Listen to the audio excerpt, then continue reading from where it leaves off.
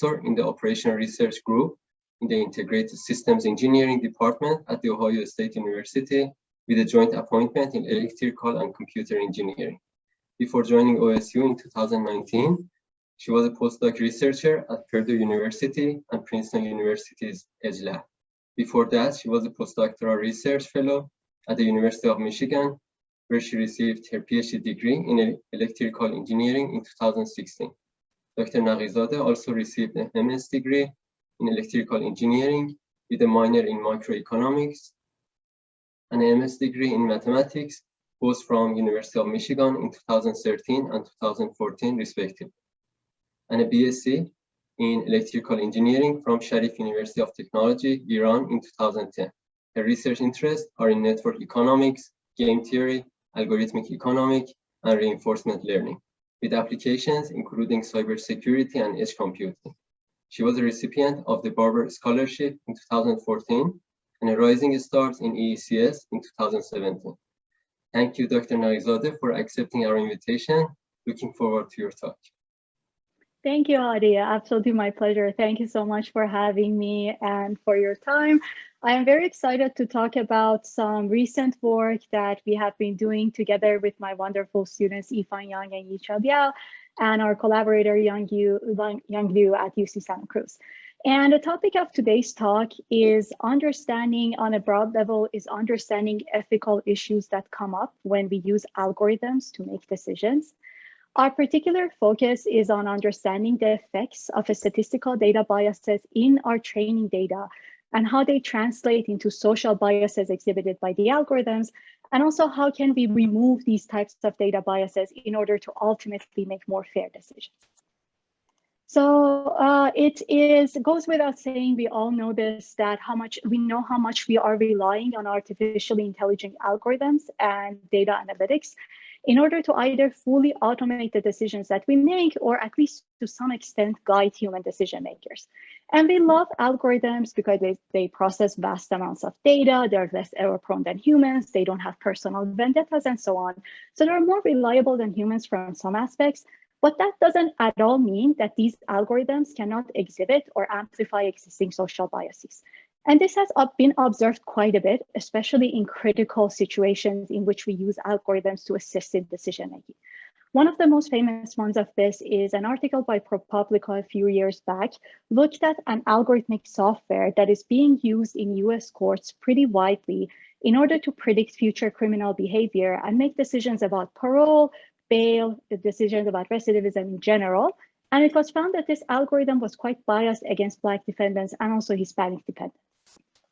Another example is there was this study a couple of years back again that looked at marketing algorithms that are used for advertising jobs to individuals and in STEM jobs in particular. And it turns out that these algorithms also, for a variety of economic and market competition reasons and also social biases, they end up showing the ads way more to male applicants than female applicants, even though female applicants would be equally interested in those types of jobs. So of course, we are seeing that when we use algorithms, we also get all these biases in the algorithms as well.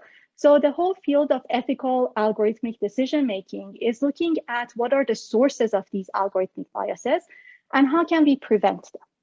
There are at least two sources to algorithmic biases. The first one of them, we refer to them as social biases of the algorithms. These are algorithmic decisions that are biased because we never asked our algorithm to respect any notion of fairness or reducing harm. I will get to this a little bit later, and this is the majority of the research that goes on in the ethical decision-making literature. The second potential issue is the statistical biases in the training data itself. So our algorithms are inevitably only as good as the data we have used to train these algorithms. If our training data itself is biased against particular individuals, whether because they are underrepresented in the data samples or whether these data are tainted by the biases of the past decision makers, human decision makers who have generated that data at the end of the day, then inevitably when we train an algorithm on this biased data, our algorithm will be biased against those populations as well. And our concern is mostly with these issues of a statistical data, and of course, how to prevent them. So what I'm hoping to convey in today's talk is the understanding that we have so far about how statistical data biases lead to algorithmic unfairness and how to prevent them. I am going to start with a little bit of a background view of much of the research that has been going on in this area. Much of it, again, has been centered on defining good notions of fairness, good quote unquote. This is a very hard question. And once we defining, how do we impose that on our algorithms? And we hope that our algorithm can achieve that notion of fairness. So I'll talk a little bit about these lines of research that have been going on. But the main argument that I'm trying to make is if you look at when these algorithms are applied or are trained on data that it's self-biased, then they no longer can deliver on the fairness notions that they promise to deliver. So even though we have all these good fairness notions defined, when we try to use them, if our data itself is biased, these fairness measures fail. And so therefore, we have to take one step back, and before imposing these fairness measures, make sure that our underlying data is representative of the population, that it's not biased against any particular individual or group. And what we propose is a particular adaptive data debiasing algorithm that sequentially tries to collect better data in order to remove a statistical data bias. And we're particularly focusing on the cost of collecting new data. New data doesn't necessarily come for free, so we have to explore and collect data, but we have to explore in a bounded, cost-sensitive, and risk-sensitive way. And that's what our algorithm brings to kind of this framework of collecting better data. And what depending on how much time I have, I'll also put these two things together. So the debiasing algorithm that we develop is to some extent orthogonal to these notions of fairness that have been proposed in the literature before. And both of these can be used concurrently. And I'll talk about what happens to the performance of each of them when we start using them both together. One more note I forgot to make: at any point, please feel free to stop me with any questions. I'd be happy to answer them.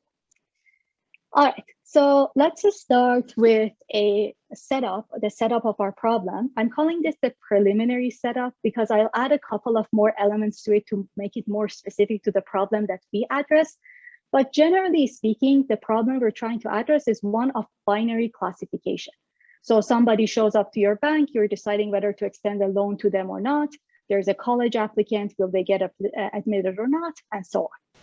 We assume that individuals show up with single dimensional features or scores, and we denote those by X. You could think of this as an applicant showing up and having a credit score. Based on that, you decide whether they get a loan or not. A college applicant's exam scores, the SATs, GREs, and so on. You decide whether to admit them or not based on that. Let me just mention that this assumption, I just make it for simplifying the presentation. If we have multi-dimensional features, we can map them to a score first and then conduct our algorithm from there. So this is without loss of generality. We also assume that our individuals belong to one of two groups. We denote those by groups A and B. The way we group the individuals is based on their protected attributes. So for instance, individuals are grouped based on their race, based on their gender, based on age, and so on. So for instance, you can think of GA and GB as being male and female applicants. Now, our individuals that show up with their scores and their group memberships, they're either qualified or unqualified, and that's denoted by a true label Y. By qualified, we mean, for instance, if this person received a favorable decision, for instance, if they were extended a loan, they would be able to successfully return that loan. When we say unqualified, means if we extended a loan to them, they would default on that loan. So that's the qualification state.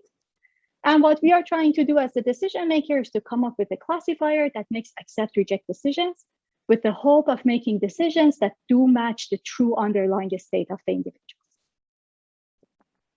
We are going to look at classifiers that are threshold based.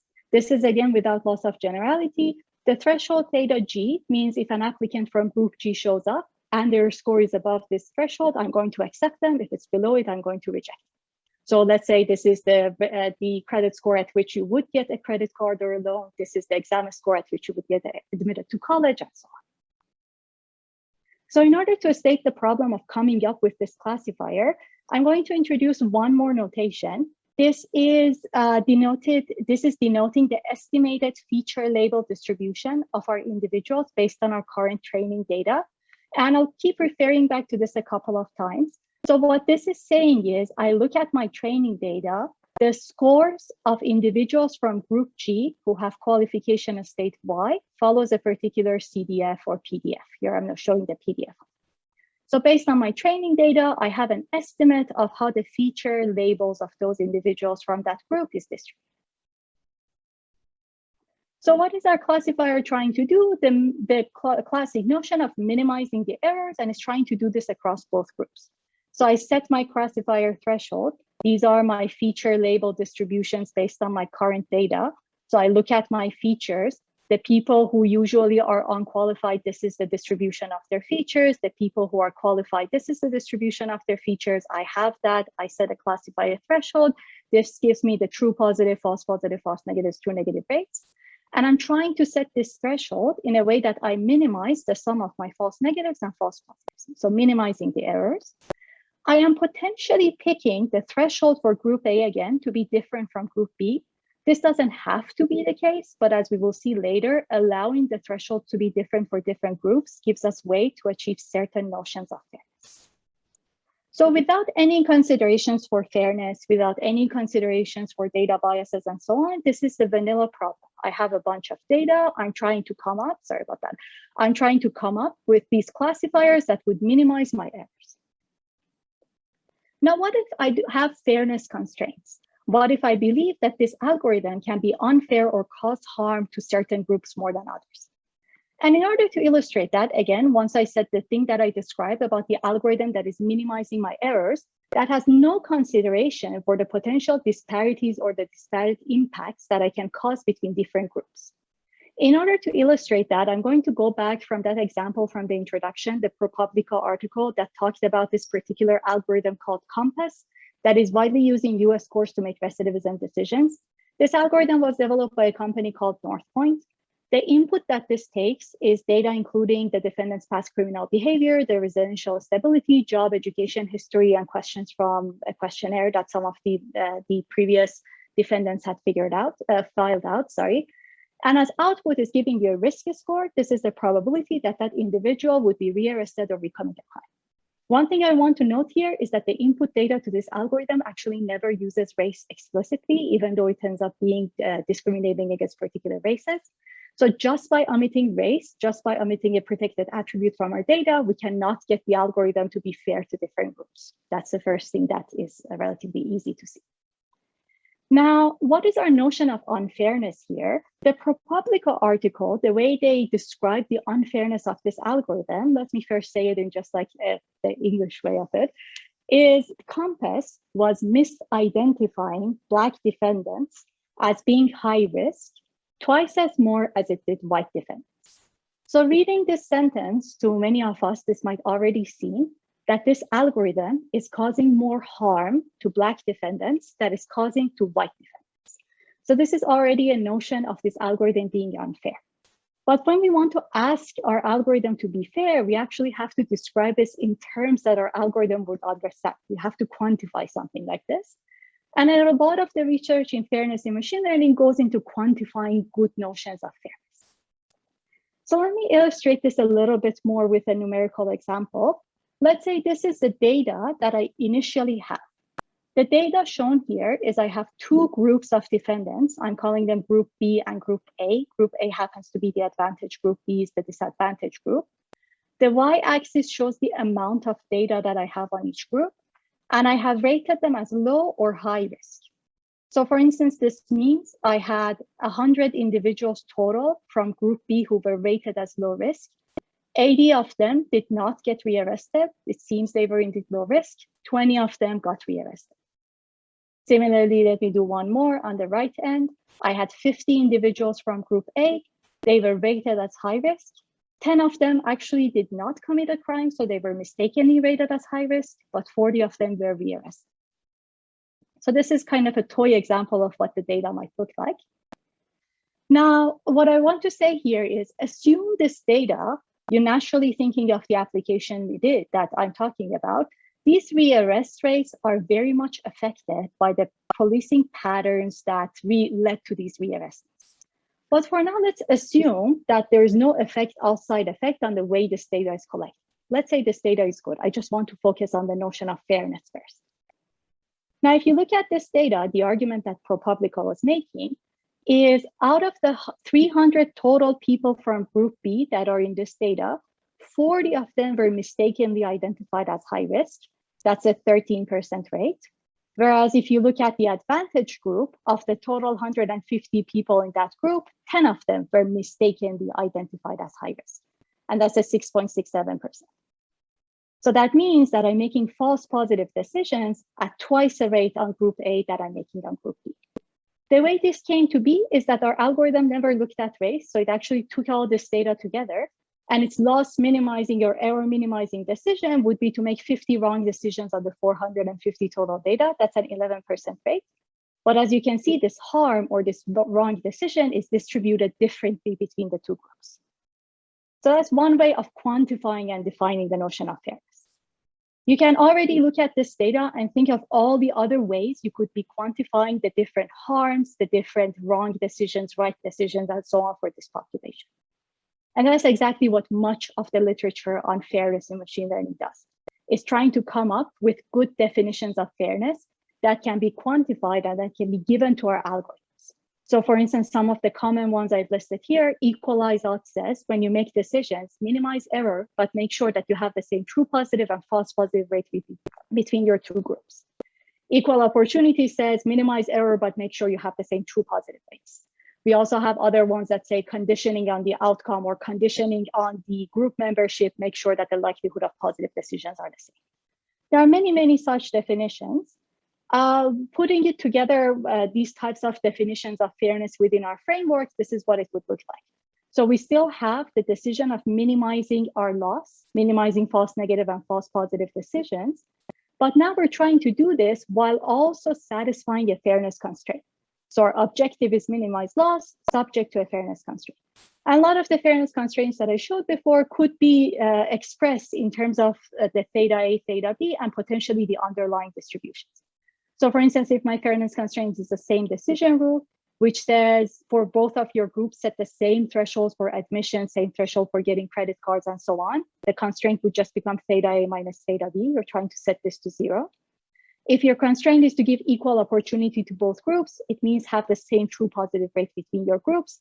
Again, many of the other fairness constraints can be described in the same way. Now, the thing that I want to point out here is, again, I am trying to achieve some notion of accuracy subject to a fairness constraint. But what I haven't noticed so far, what we have seen missing in the literature is that you set this thing up, you hope to get this fairness constraint, but the way you try to achieve this is based on your training data.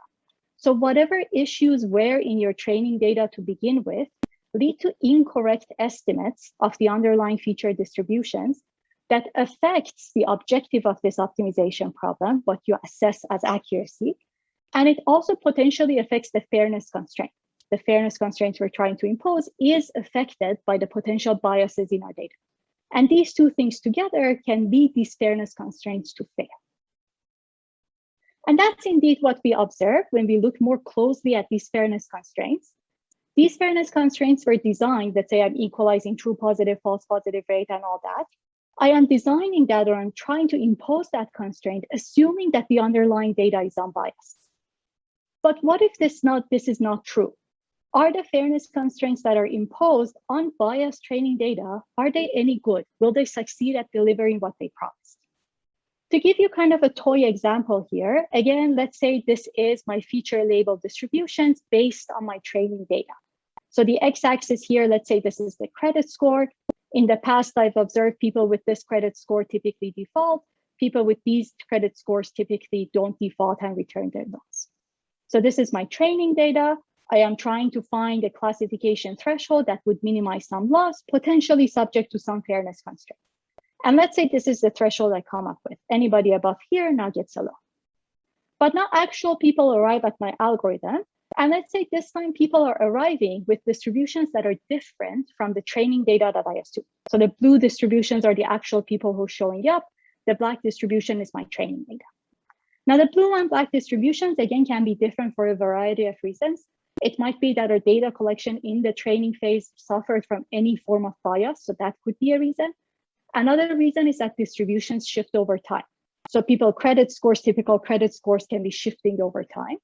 And therefore, the actual people who show up to our algorithm do not follow the training data that we assumed before. Whatever the reason is, now I'm stuck with the decision threshold I got from my training data, and I have to apply it to the actual people who show up to my algorithm. And we can no longer expect that this threshold from before is either accurate or fair.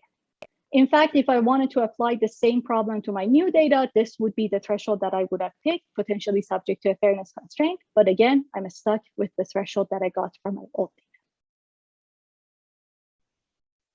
So naturally, the first question we might ask is, how bad do things get? How much do I lose in terms of accuracy? How much do I lose in terms of fairness when my underlying training data is biased? And we've been looking at this through some experiments. I am going to show them for the adult data set. Let me describe the data sets a little bit first. So the adult data set is census data. It's from the 1990s, I think 1994 actually.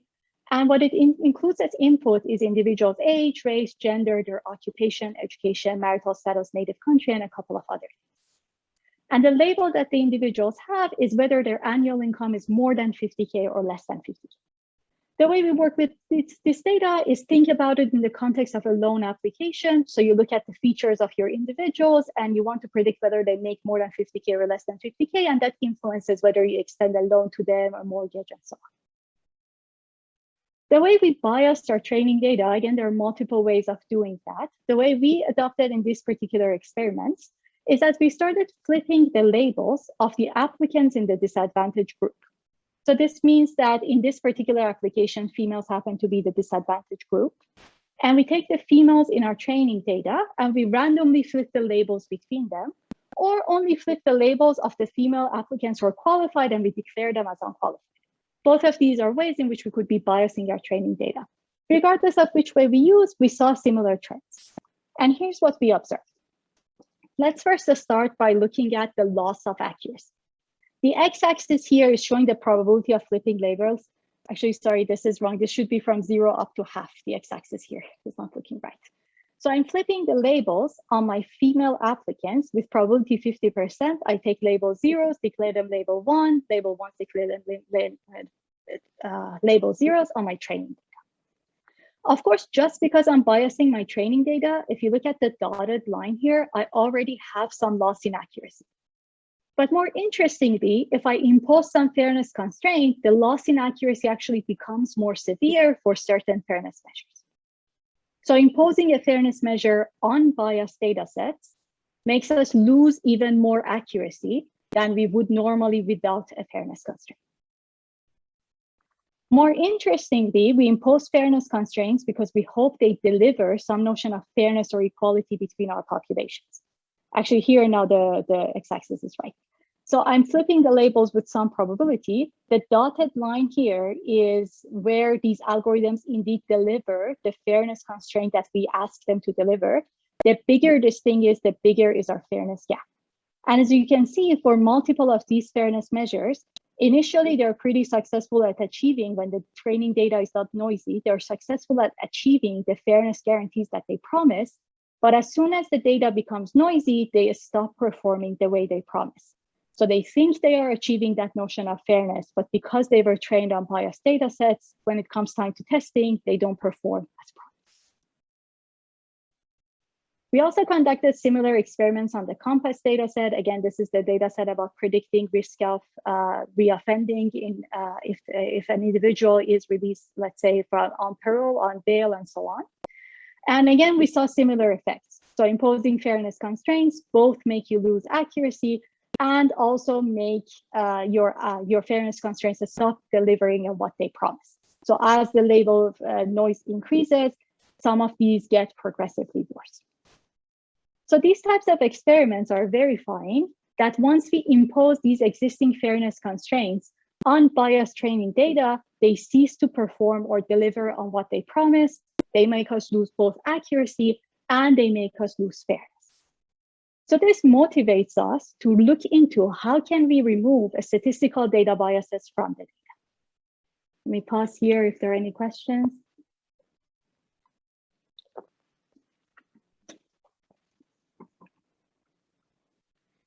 All right. So we have now the motivation. We believe that we have these experiments that show that when our training data sets are biased, then these fairness algorithms cease to deliver what they promised they could deliver. So how do we remove these biases? We are going to make the argument that removing the biases is a little bit of a challenging task. Of course, the first question, I have biased training data. How do I make this an unbiased training data? A natural answer is collect more data. But you're going to make the argument that collecting more data is a challenging task, especially in the tasks that we are interested in. So let's say making college admission, loan decision, recidivism in course, and so on. Collecting more data is challenging. To illustrate why, let's go back again to this example. The dotted line was my training data. I came up with a classifier based on that. The solid lines are people who actually show up to my algorithm, and this classifier is neither optimal nor fair for this data. The first problem is once I set the classifier, only people above the classifier are now admitted by my algorithm. Anybody below the classifier is rejected. And this leads to an issue called censored feedback, meaning that all the data we're collecting now is above our classifier and we don't see anything below our classifier. Let me make a note that this is not necessarily the case in all binary classification tasks. So for instance, a toy example, if my binary classification task was to predict the weather, I predict that tomorrow, based on weather patterns, I predict that tomorrow is going to be sunny. And then tomorrow rolls around and I actually see if it's sunny or rainy. So regardless of my prediction, I get to see the true label the day after. But that's not the case in these tasks that I was mentioning. So for instance, if somebody shows up and applies for a loan, if I deny them a loan, I never get to see whether they would actually return it or not. If I don't let somebody into college, I never get to see whether they would actually succeed and graduate and so on. So we have this censored feedback issue. We are only collecting data past setting our classifier. These are the only parts of our data space that we're now observing. So natural answer to that is, okay, why don't we explore?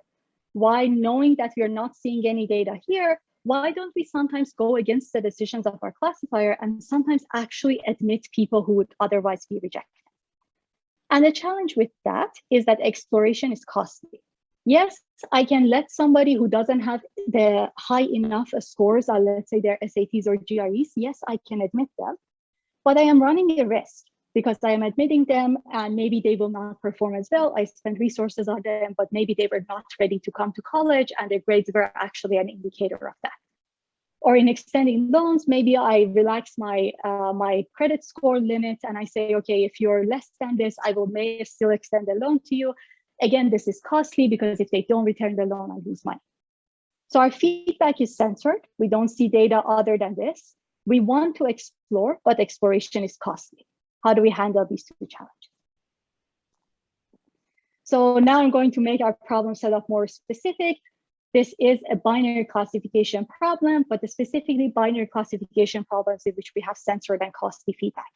So still we have features, people are from true groups, they have true qualified, unqualified labels. We're trying to make accept, reject decisions. We have estimated the feature label distribution based on our training data, but the true feature label distribution is potentially different from our estimated distribution.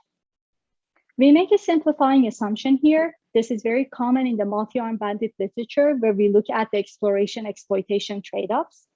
And that assumption is that our estimated distribution and our true distribution differ in each other in a single parameter. And the way we measure bias in the data set is by the difference between these two parameters. We also have some experiments in which multiple features, multiple parameters between our true and estimated distributions are unknown. So we have it also for two features. Things get slightly more complicated, so I will not go into that. I'm going to focus on the single parameter difference case. One easy way to think about this is, let's say you have distribution shifts. And so the mean that you estimate that your distributions have are different from the true mean that your data will have when you actually collect data from the real, when you actually apply your algorithm to the real world. I will use the mean differences as an example multiple times from here on, but I want to again emphasize that the one parameter doesn't have to be the mean. Just talking about the differences in the means makes it easier to illustrate some of the ideas. So in any case, my training data gave me an assumed distribution or equivalently an assumed parameter, let's say an assumed mean, but the true distribution has another real parameter, has a different, say, real mean, and I'm looking at the difference between them as my measure of bias, and I'm trying to remove that. So here's how we go about it. Again, we have censored feedback, so we want to explore, but we don't want to explore indiscriminately. We want to explore up to some lower bound. So I say, okay, this is my threshold for getting admitted into this program, but I'm also going to let some people with some fewer scores be admitted, up to some lower bound. I don't go all the way to admitting everyone. I admit some people sufficiently close to my threshold. This is one way of collecting the risks of collecting data, controlling the risks or costs of collecting data, setting an exploration range. On top of that, we also add an exploration probability. Not everybody below the threshold gets admitted, but only some people with some probability get admitted. I call this an adaptive exploration probability, just because we will adjust this over time based on how much bias we believe our data has. I will come back to this point a little bit later, but of course we say I am going to admit some people in this range, but I'm only going to admit them, or I'm only going to explore as long as I believe exploration is needed, as long as I believe there is some bias that I'm trying to remove. So this exploration probability tries to stop exploration once we believe we've had enough good data. In addition to the lower bound, we also set something called a balancing upper bound. This is not critical to the algorithm. We set it only because it makes the interpretation of some of our results easier. This is not at all needed. But the reason why we set this is if you look at the label 1 distribution, once you set the lower bound, some people above this lower bound are going to be accepted from your label 1 data, but potentially there is a small tail here that you're losing. The upper bound is meant to cut the same mass of tail based on your current estimated distributions, cut the same mass of tail from the upper end of the distribution, such that the data between the lower bound and the upper bound is symmetric with respect to some reference point, for instance, the mean. So you want this truncated distribution to be symmetric, let's say, with respect to the assumed mean of the distribution. Again, the upper bound is not quite needed, but it helps with some interpretations later on. So here's how our algorithm works. Our algorithm starts based on the current data that it has access to. It comes up with the algorithm's parameters. These are its threshold classifier, a lower bound for how far down you explore, an upper bound to balance things out, and an exploration probability. The classifier itself, this theta t, is a potentially fairness constraint and loss minimizing classifier. We come up with this based on our current training data. It might be biased, but this is the best we can do for now. We also come up with the lower bound and upper bound. Again, these are based on our current assumed distributions, potentially biased. Based on these, we come up with a lower bound for exploration and a balancing upper bound. In words, what this lower bound is doing is trying to place the lower bound such that equal mass exists between the lower bound and some reference point, and the reference point and the classifier. So if, for instance, my reference point or my unknown parameter is the mean of the distribution, then I'm setting the lower bound such that it is equally distant from my mean. Sorry, let me start that sentence again. So I look at my mean, I look at the distance I have with the classifier. I set a lower bound equally distant on the other end. So the distance from the lower bound to my mean is the same from my mean to my classifier. Again, this is the interpretation with the mean. You can do it with any quantiles or any other reference points. The upper bound does the same. It's just trying to make it symmetric between the mean and the lower bound is the same distance as the mean and the upper bound. Again, it might be that this is not a mean, so it's not the same distance, but usually what this is saying is that I make them the same mass, right? So I set my lower bound, upper bound. Lastly, I have an exploration probability. How often do I sample between theta t and the lower bound? That is some epsilon t. We can adjust that based on the discrepancies between our expected error rates and our actual error rates. So I say based on your training data, you believe you will have some percentage of false positives, but when you actually apply this algorithm, that false positive rate is much higher or much lower. That leads you to the suspicion that your training data was biased, and therefore you increase the exploration probability, you crank up the exploration probability in order to collect more data. So once we have the parameters of our algorithm, here's where we use the algorithm to collect a fresh batch of data. What we do is, again, as before, we had imposed this without our algorithm, without the debiasing algorithm, you admit all agents that are above your current classifier. You also explore and admit some agents that are below your classifier with some probability epsilon t. And then you use this fresh batch of data to update your feature label distributions. Again, as an example, if my unknown parameters are the mean, I update the unknown parameter of my label 1 distribution to be the sample average of the data collected between these lower bound and upper bound. Remember, lower bound and upper bound are symmetric with respect to the mean. So if I'm correctly estimated, this sample average will be equal to the true average of my distribution. If not, I'll drag in the right direction, as we show later. And also I set the mean of the label 0 distribution. Again, I set this to the sample average of the data collected between the lower bound and the classifier. Again, if this wasn't the mean, we could define these. These wouldn't be taking sample averages, would be adjusting sample medians in certain intervals. But that's a little bit more detail to explain, so I'll skip over that.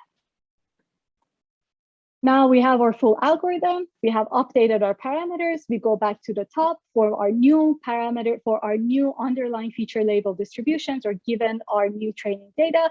We again find the algorithm parameters, collect data, update parameters, and loop through this over time. First, I want to show that we did have theoretical guarantees that this algorithm will successfully debias the underlying distributions. Our theoretical guarantees are for symmetric unimodal distributions when we are estimating the means. The reason why we have to make these assumptions, if you might have noticed by now, is that we are collecting data from truncated distributions, and it's relatively hard to come up with statistics about truncated distributions for any distribution, underlying distribution of data, and any form of truncation. But for symmetric unimodal distributions, when the truncation is with respect to the mean, the way we have set it with the upper bound, lower bound, we can actually get the distribution of the median of the data that we are collecting. And we can show that this median distribution, if it converges, it will be converging to the true hierarchy. From then on, we show that indeed, when we are not correctly estimated, by the update procedure we described, we are going to be moving in average in the right direction.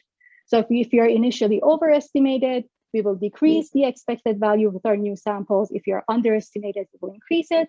And together we can use this to show that the overestimation and underestimation sequences are super martingales, and therefore they will be converging, which means that our parameters will converge, our parameter estimates will indeed converge.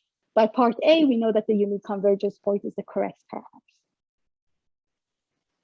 We also have conducted experimental, I want to also show you some experimental results of the experiments we have conducted.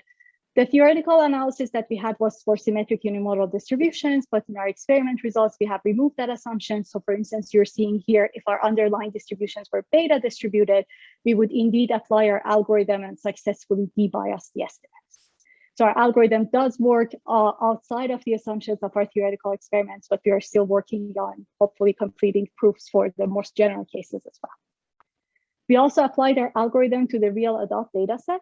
We again, starting with biased estimates of the parameters of our distribution, we can have the data coming sequentially and remove those biases. The only place we run into trouble is for a particular group label pairing of our disadvantaged groups who are qualified. There is very few data on this particular group in our entire data population. But we show that if we had additional data, if we had additional synthetic data tagged onto this real data set, we would indeed successfully remove the data biases. So that shows the caveat of our algorithm that it indeed successfully removes data biases in the long run, once it can observe sufficiently many new data from our populations. We also conducted 2 benchmark comparisons. The benchmarks we looked at are pure exploitation and pure exploration. Pure exploitation means I am going to not try to explore at all. I'm just going to collect data and learn based on the data above the classifier. So forget the fact that I need to explore and I don't see things, just to stick with the data I would naturally collect. Pure exploration says, forget about the data cost, just admit everyone, collect our data. You know, data is biased, just take everyone in, remove those biases. Of course, this is happening without considerations of the risks or the costs. What we observe is that pure exploitation, because it's only looking at the subset of data above the classifier, always overshoots its estimates. So it's only seeing data above a certain threshold. So using that data, it always overestimates how good people have to be. Pure exploration, on the other hand, the black curve, manages to debias and debiases faster than our algorithm, the blue curve. Our algorithm is being conservative in the way it collects data. Pure exploration has no regards for the cost, so collects all data. It goes faster than our algorithm, but our algorithm eventually catches up to it once it observes enough samples. A more structured way of comparing this would be by looking at the regrets. So we define the regret of these algorithms as the total errors that would be made, total wrong decisions that would be made by an oracle who knew the true data distributions to begin with, and compare that with the number of errors that our algorithms make. A regret plot getting flat means that our algorithm, or whatever algorithm we're looking at, eventually catches up to behave the same as an oracle. So initially it's making mistakes, but eventually it gets it right. As you can see, the red plot here is the exploitation algorithm, the one that never explores. This algorithm just collects data above a threshold, never gets it right, its regret just keeps shooting up. The other algorithms, pure exploration, and our algorithm with different ranges of exploration, they all ultimately, as you can see, are flattening out, meaning that they eventually debias data and behave like the all-knowing oracle, but they do so at different speeds. And again, pure exploration, because it collects any data it wants, it flattens out faster. Our algorithm, when it has a bigger exploration range, also flattens out faster than when it has a small exploration range. But of course, this is just regret. We kept making the point that collecting extra data should be costly and we should take those costs into account. So perhaps what we think is a more fair comparison of the performance of these algorithms is weighted regret, meaning that our each algorithm that makes errors, those errors have different costs. So if you admit somebody below your classifier, right below your classifier, that's less costly than admitting somebody way far away from your classifier. So once you take those costs into account, then actually our algorithms achieve lower weighted regret than the pure exploration algorithm. So once we consider the costs, we can see that with the cost, the pure exploration algorithm has higher regret than our algorithms, and our algorithms with the smaller exploration ranges have fewer weighted regret. So this plot is looking at both the speed of debiasing and the cost that we incur through debiasing.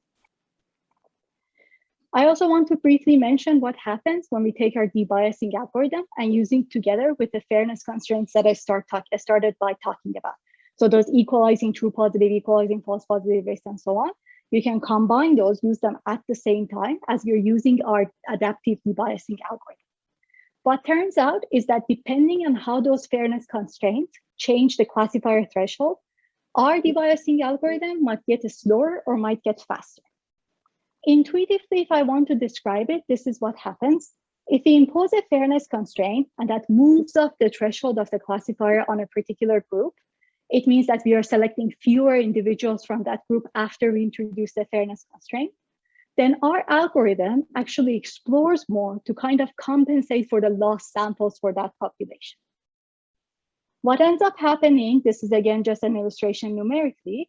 Let's say I impose the same decision rule fairness constraint on our algorithm and on the decision-making group, and I use our algorithm to collect data and debias the estimates.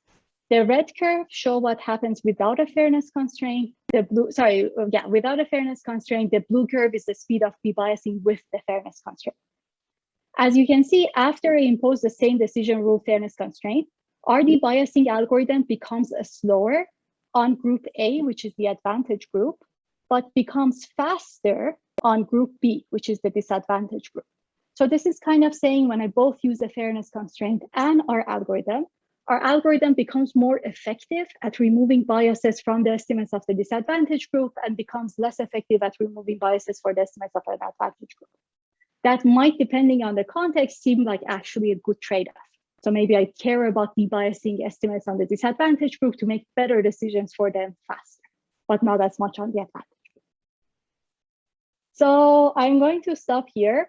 What I hope that I have been able to deliver today is to talk about the impacts of a statistical debiases on algorithmic fairness.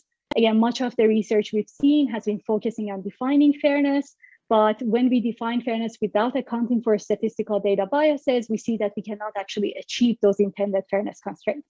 So we propose an algorithm to collect better data by accounting for the risks and the costs, and hopefully remove the statistical data biases, so that once we combine this with those fairness measures can ultimately deliver what they promise. I'm going to stop on this slide, on a more broader note. we always think of fairness, constraint, or ethical decision-making as conflicting with our economic goals. So we sacrifice accuracy in order to provide equal opportunity or equalize out and so on. And we hope that our research is kind of showing that that doesn't necessarily have to be the case. As we showed, removing a statistical data biases improves both accuracy and also improves fairness. So we believe there are at least some instances in which our ethical values and our economic values when we use AI algorithms can indeed align. With that, I will stop and would be very happy to answer any questions. Thank you. Thank you again, Parinaz. It was a great talk, and we appreciate that you accepted our invitation. Absolutely, my pleasure. Thank you so much for having me. Thank you. Thanks everyone for attending the talk. Have a great weekend. Great weekend. Great talk. Thank you. Thank you.